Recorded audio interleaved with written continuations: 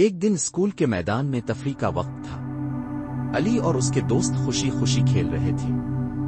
کھیلتے کھیلتے علی کا ہاتھ غلطی سے سارا کے قیمتی پین سے لگ گیا اور وہ ٹوٹ گیا۔ چھٹی کے بعد جب سب کلاس میں واپس آئے تو مس ٹیچر نے سب بچوں سے پوچھا کس نے سارا کا پین توڑا ہے۔ پورا کلاس خاموش تھا، کسی نے بھی ہمت نہ کی کہ سچ بتا سکے۔ علی کا دل زور زور سے دھڑکنے لگا، لیکن اس نے گہری سانس لی اور آہستہ سے کھڑا ہو کر کہا، میڈم وہ میں تھا، یہ میری غلطی تھی لیکن میں نے جان بوجھ کر نہیں کیا۔ کلاس میں خاموشی چھا گئی، سب بچے حیرت سے علی کو دیکھنے لگے۔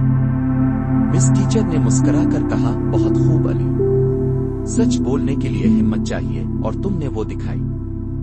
اگلے دن اسکول میں ہفتہ وار اسمبلی کے دوران مس ٹیچر نے علی کا نام پکارا۔ علی حیران ہو کر سٹیج پر گیا۔ مس ٹیچر نے سب بچوں کے سامنے کہا، آج ہم علی کو ایمانداری کا انعام دے رہے ہیں کیونکہ اس نے سچ بول کر سب کے لیے مثال قائم کی ہے۔ علی خوشی سے چمکنے لگا، اس کے دوستوں نے تالیاں بجائیں۔